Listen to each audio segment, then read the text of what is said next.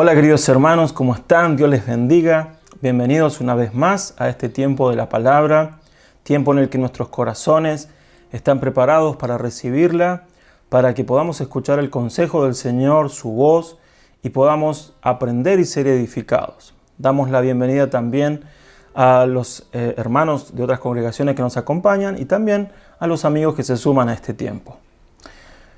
Hoy vamos a continuar viendo, y ya para terminar esta última prédica de esta serie que hemos denominado la unción de Cristo.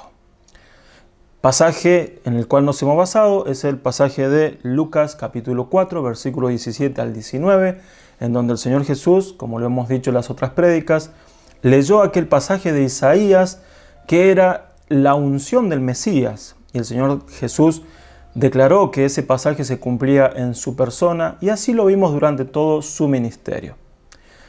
Como mensaje general también entendemos que esa unción del Mesías, por ser Cristo la cabeza de la iglesia, que es su cuerpo, está esa unción sobre el cuerpo de la iglesia. Y cada una de las partes que vimos fue una invitación a que se cumpla ese propósito en la iglesia también, por ser portadora de la unción de Cristo. Hoy vamos a ver esta última prédica que se llama el año de la buena voluntad del Señor, que es la última parte del propósito que estaba allí declarado en esta palabra.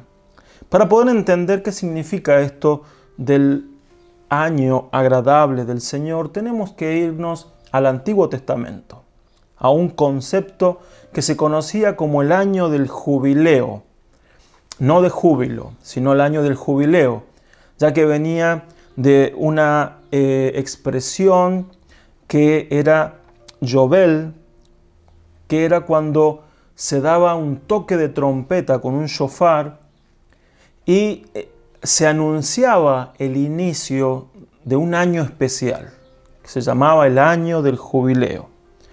El Señor Dios, por medio de la ley, había establecido grupos de 7 años, en los cuales Él decía, 6 años trabajarás, y el 7º la tierra descansará, y también se perdonarán deudas y cosas que están allí en la palabra. Habían entonces grupos de estos 7 años, por lo tanto también había 7 grupos de 7 años que daban un total de 49 años con sus respectivos años de reposo o Shabbat también, años Shabbat. Esto da un total de 49 y la palabra nos dice que el año de jubileo era el número 50. Allí era un año especial después de 7 grupos de 7 años para una serie de propósitos que ese año traía y que eran en realidad bendiciones y que quiero que las veamos en esta hora. Vamos a leer esta instrucción allí en Levítico 25, 9 al 11. Dice así: Y el día 10 del mes 7º, que es el día de la expiación, ordenarás que se toque la trompeta con fuerza por todo el país. El año 50 será declarado año sagrado, y ustedes anunciarán la libertad para todos los habitantes del país. Será para ustedes un año de jubileo, y cada uno de ustedes volverá a su familia y a su patrimonio familiar. El año 50 será para ustedes de jubileo. No sembrarán ni cosecharán lo que la tierra produzca de manera natural, ni vendimiarán sus vendimias. Bien, este era un año de reposo de la tierra, de perdón de deudas, de poner en libertad a los esclavos y de devolver las tierras que se habían tomado de otros por causa de deudas y que no habían podido ser recuperadas antes por sus dueños originales. En cierta forma era un año de hacer como un reset, un comenzar otra vez, un año de borrón y cuenta nueva, a fin de que todos tuvieran otra vez las mismas oportunidades de prosperar. Cuando el Señor Jesús declara esta verdad en el propósito de la unción del Cristo, está declarando que había llegado el año de la libertad, de la restitución, del perdón y del reposo. Y quiero que tomemos los principios de este año de jubileo que para nosotros y para todo aquel que crea en el Señor y que sean beneficiarios de la unción de Cristo, es un año que no termina en 365 días, sino que es un jubileo permanente. Así que vamos a ver ahora cada uno de estos puntos para que los podamos entender y aplicar a nuestras vidas, pero también a través de nuestras vidas a todo el que lo necesite. Vamos a ver entonces. Primero, el año del reposo. Esta era principalmente una medida agraria para dejar a la tierra reposar y recuperarse. Esta medida se tomaba siempre cada 6 años de trabajo, un año se la dejaba reposar. No se la cultivaba ni se la trabajaba. La tierra por sí misma iba a dar cierto fruto de lo que quedaba allí, pero se la dejaba reposar. En el año de jubileo ya había estado un año reposando y el año de jubileo también tenía que reposar, por lo tanto eran 2 años de reposo. Y era una manera de que la tierra se recuperara, descansara. Es algo que es muy bueno, y esto nos enseña que es un principio que la tierra necesita. Si nos venimos a este entonces, a nuestro contexto, a este tiempo, nos damos cuenta que la tierra no reposa, no descansa.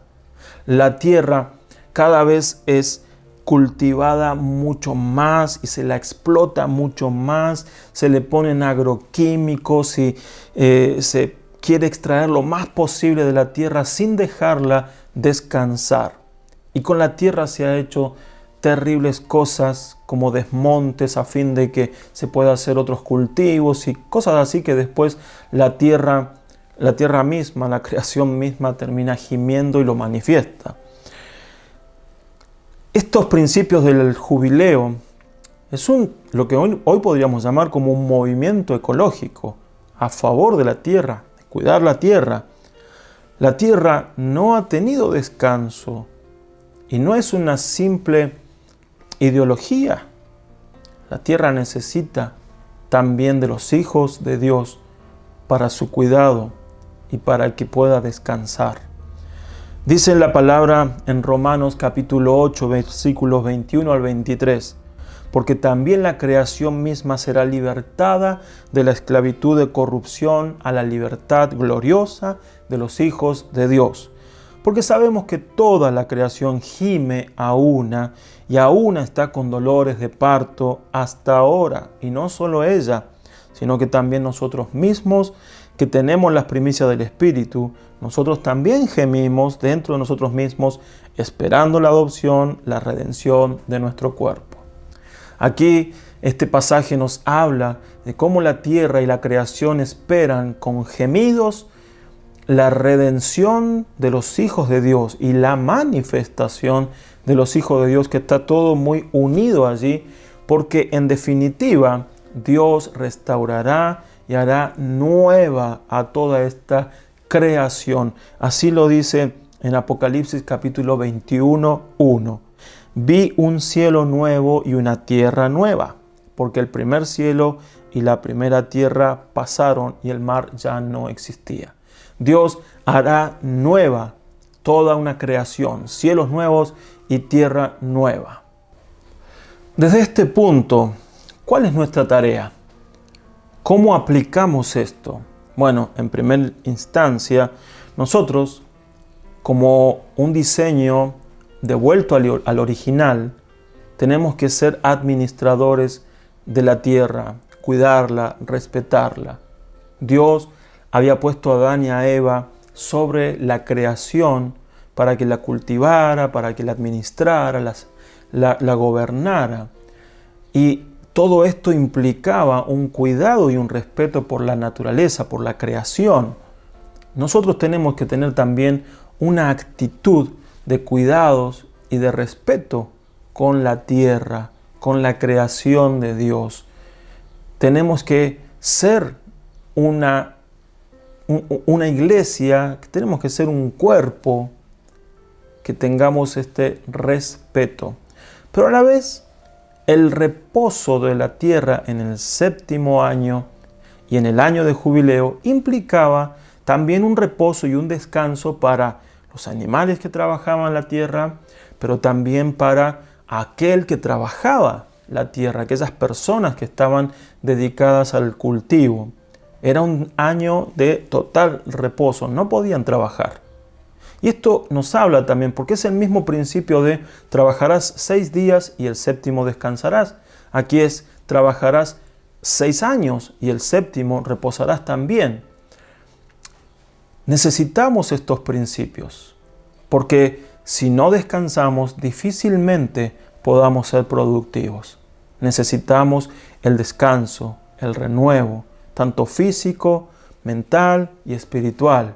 Necesitamos para poder ser productivos. Por eso el Señor nos invita a un año de jubileo para ser productivos, pero respetando su reposo, su descanso, y de esa manera dar lo que podemos dar. Vamos con el siguiente punto. Año de libertad a los esclavos. Aunque culturalmente estaba aceptada la esclavitud, Dios no quería la esclavitud en su pueblo. No quería que los israelitas caigan en esclavitud porque Él los había librado de Egipto. Y es por eso que un israelita no podía ser esclavo de otro israelita. Sin embargo, en el pueblo había gente que no eran israelitas, eran extranjeros. Y entonces se podía presentar la posibilidad de que un israelita tomara a un extranjero como esclavo, o un extranjero pudiera tomar a un israelita como esclavo, si es que el israelita había entrado en una crisis económica, había comenzado a empobrecerse, había alquilado sus tierras, quizás hasta vendido sus tierras, y en última instancia se había vendido a sí mismo a alguien para poder salir de la pobreza que lo estaba aquejando. Entonces, allí, cuando sucedía esto, aparece la figura muy interesante que es la del pariente redentor. Cuando alguien tenía una deuda muy grande o se había vendido a sí mismo como un esclavo, podía aparecer alguien, un familiar, que pudiera pagar esa deuda y traerlo a la libertad. Pudiera pagar esa deuda y darle la libertad para que no esté en esa condición. Si no había un pariente redentor, entonces aquella persona podía esperar el año del jubileo. Porque el año del jubileo era el año de que sí o sí se le daba libertad a los esclavos. En especial a un israelita que por causa de deudas se había tenido que vender a sí mismo para pagar esas deudas. De más está decir que la figura del pariente redentor es nuestro Señor Jesucristo, quien aparece en escena y por medio de su sacrificio paga nuestro precio de redención, nuestro precio de libertad. No es un precio que le tenga que pagar al que esclaviza, en este caso el diablo, sino que es un precio que se paga a una justicia que se tiene que hacer, y esa siempre es la justicia de Dios, porque Dios ha dicho que no podemos tener deudas. La palabra nos enseña en Juan capítulo 8, versículo 34 al 36. Jesús les respondió: de cierto les digo, que todo aquel que comete pecado, esclavo es del pecado. Y el esclavo no se queda en la casa para siempre. El Hijo sí se queda para siempre. Así que si el Hijo los liberta, serán verdaderamente libres. Y aquí el Señor nos plantea la esclavitud del pecado. Los seres humanos hemos sido esclavos del pecado. Y el pecado, como un amo, ha hecho que nosotros hagamos lo que Él nos dictaba, lo que Él quería que hiciéramos. Aquí se define pecado no como el fruto de nuestra tentación, de haber caído en una tentación, sino como sinónimo de nuestra concupiscencia, nuestra iniquidad o la debilidad de la carne. ¿Qué es lo que muchas veces nos esclaviza y nos lleva a hacer lo que nuestra carne quiere, lo que nuestra concupiscencia, nuestras debilidades, nuestra iniquidad quiere que hagamos? Entonces nos convertimos en esclavos, pero el Señor, por su obra de la cruz, nos hace libres de eso. Nos hace libres de esa esclavitud. Y si Él nos liberta, entonces somos verdaderamente libres. Por eso en Romanos 6:14 el apóstol Pablo dice: el pecado ya no tendrá poder sobre ustedes, pues ya no están bajo la ley, sino bajo la gracia. Ya no hay poder del pecado en nuestras vidas. Porque si pecamos, pecamos, pero ya no practicamos el pecado. Ya el pecado no es nuestro dueño. Y no hacemos lo que el pecado nos dicta, sino que podemos llegar a caer en el pecado, pero no somos obedientes, no somos esclavos del pecado, porque ya hemos sido liberados por causa de la obra redentora de nuestro Señor Jesucristo, nuestro pariente redentor y quien trae un año de jubileo permanente para no caer en esclavitud otra vez. Punto número 3 es el jubileo, es el año del perdón de las deudas. Este capítulo describe una serie de medidas establecidas por Dios para que no hubiera en Israel mendigos ni pobres. Se le habla en otros pasajes al pueblo de que si alguno de sus hermanos empobrecía y estaba con necesidad, el pueblo tenía que ayudarlo. Tenían que estar allí atentos para que no le falte nada y para que lo pudieran tratar, dice, incluso en unas versiones dice, como si fuera un extranjero refugiado. Trátenlo bien, denle lo que necesita, que salga de esa pobreza. Por eso el año agradable del Señor es un año que declara que el Señor no quiere pobrezas en medio de su pueblo. Él no quiere deudas, no quiere que la gente viva en esa opresión. Como dije en el punto anterior, una persona podía llegar a incluso venderse para pagar las deudas y entrar en esa esclavitud. Por eso muchas veces no quedaba otra situación, no quedaba otro camino que endeudarse. Pero cuando esto sucedía, el deudor, cuando sucedía que una persona necesitaba sí o sí llegar a venderse para pagar sus deudas o tener alguna deuda muy grande con alguien, el deudor vivía a merced de aquel a quien le debía. Y aunque había medidas para evitar los abusos de aquel a quien se le debía, muchas veces había abusos muy grandes de parte de aquel al quien se debía sobre la vida del deudor. El año de jubileo era el año del perdón. Era el año en el que se cancelaba la deuda y la persona quedaba libre de esa deuda. Las deudas siempre son esclavizantes. Y no hablo solamente de lo económico. No hablo, por ejemplo, del sistema de pago de cuotas o tarjeta que está en nuestro sistema y que muchos usamos. No es meramente lo económico. Lo económico es una deuda que nosotros no deberíamos tener, aunque muchas veces se cae en este tipo de deudas, pero no está bien que nosotros nos endeudemos y vivamos en deuda. No puede ser eso en medio del pueblo de Dios.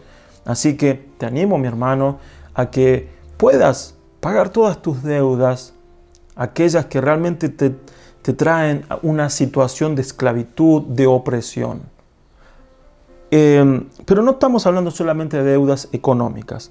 Hay deudas mucho más profundas, como las deudas del perdón, del agravio, de la ofensa. No por nada el Señor Jesús comparó a la falta de perdón con una deuda monetaria muy grande que había que saldar en la parábola de los dos deudores. El cristiano debe ser libre de deudas cualquiera sea esta. El apóstol Pablo dice en Romanos capítulo 13, versículo 8, no tengas deudas con nadie, aparte de la deuda de amarse unos a otros, porque el que ama al prójimo ha cumplido la ley. Aquí el apóstol Pablo está diciendo, en primera instancia, no tengan deudas con nadie, de ningún tipo de deudas, ni económicas, ni por ofensas, ni por deudas de honra, que también las hay, ¿no? No tengas ningún tipo de deuda. Pero dice, estamos en constante deuda con nuestro prójimo, una deuda de amor hacia nuestro prójimo. Siempre nuestro prójimo necesita de nuestra asistencia, necesita de nuestro cuidado y nosotros podemos ayudarlo. Esa es una deuda que va a estar siempre, pero es una deuda de amor. No es una deuda que nos esclavice, es una deuda de amor. Pero nosotros no debemos tener deudas. La oración modelo dice así: perdónanos nuestras deudas como también nosotros perdonamos a nuestros deudores. Los pecados son deudas. Deudas que podemos tenerlas hacia Dios o hacia el prójimo. Y esta palabra nos lo deja bien en claro. Dice, perdona nuestras deudas como también nosotros perdonamos a nuestros deudores.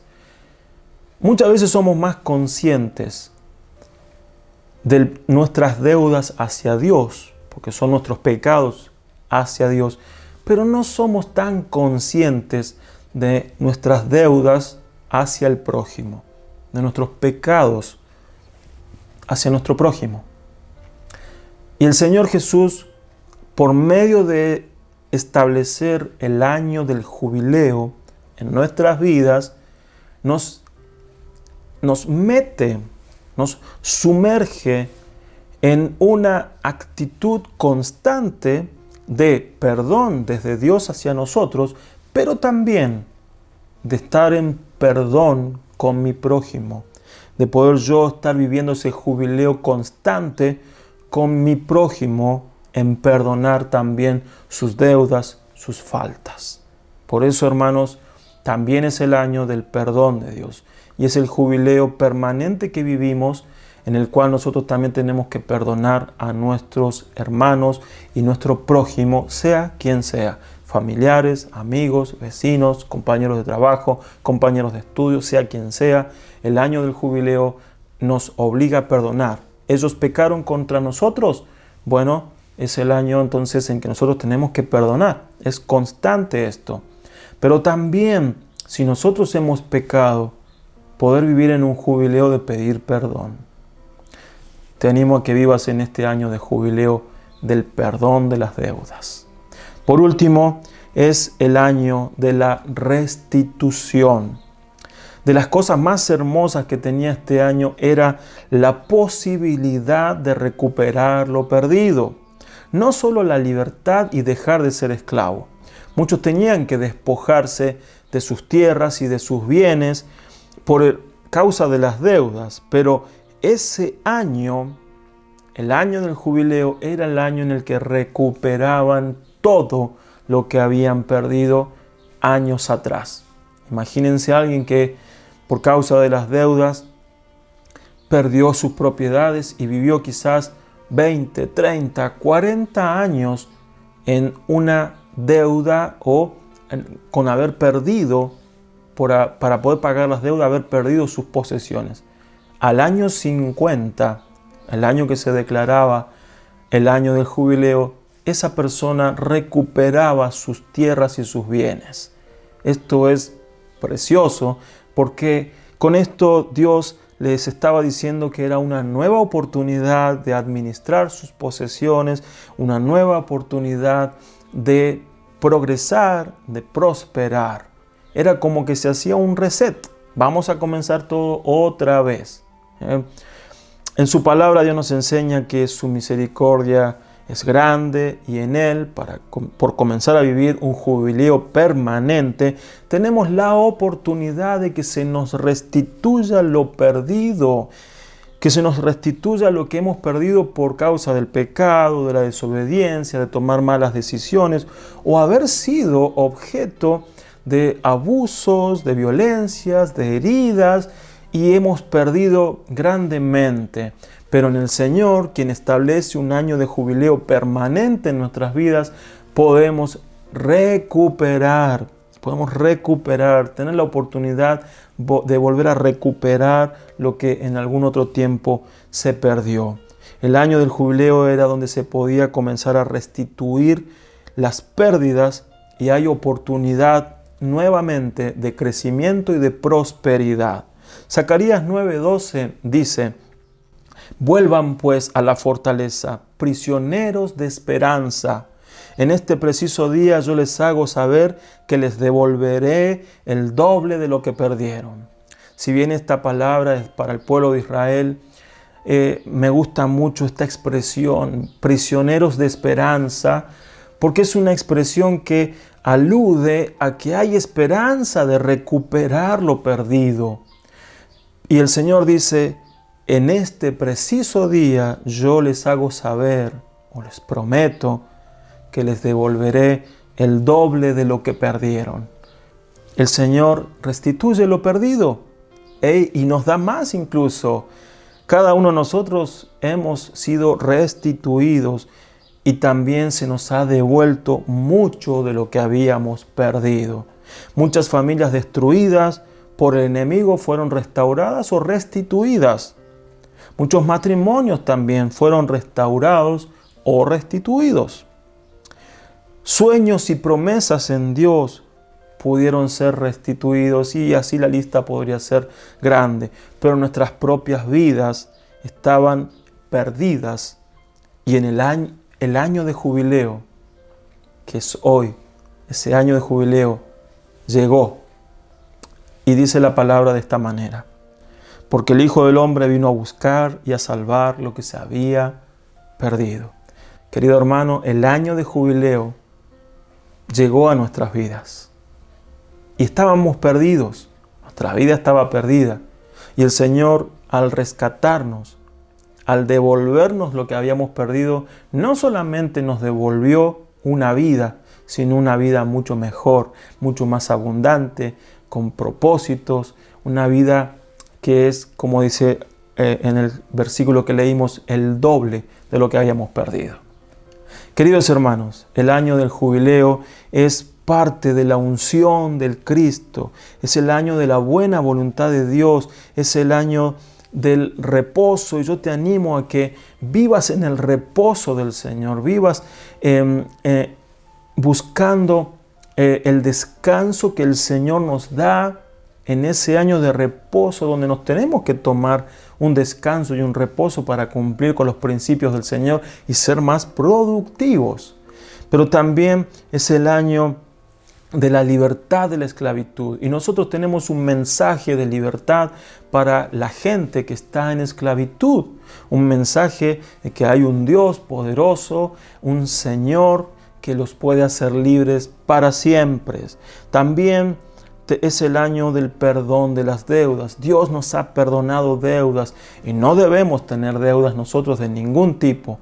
Pero también entender que muchas veces las deudas son ofensas, son falta de perdón, y nosotros tenemos que ser cristianos de perdón, de pedir perdón, pero también de dar el perdón para que el año de jubileo que está en nosotros se manifieste.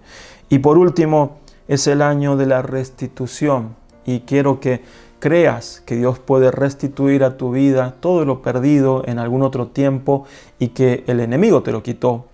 Pero es el año donde también vos podés predicar a otras personas que hay una restitución, una devolución de todo lo perdido y mucho más. Porque Dios es un Dios que nos da sus riquezas en abundancia. Allí en Efesios capítulo 1, versículo 3 dice que hemos sido bendecidos con toda bendición espiritual en las regiones celestiales. Así que nosotros tenemos mucho más de lo que habíamos perdido, mucho más que eso. Y estoy seguro que muchos de los que están viendo este video pueden decirlo así, que hoy tienen mucho más de lo que perdieron en otros tiempos. Queridos hermanos, que Dios les bendiga. Vamos a orar en este tiempo. Señor amado, te doy muchas gracias por esta palabra. Gracias por este tiempo de meditar en este concepto del año del jubileo. Año de jubileo, tiempo agradable que has traído a nuestras vidas y que lo has declarado para que nosotros podamos vivir en el reposo tuyo para que podamos ser libres de toda esclavitud y predicar esta libertad.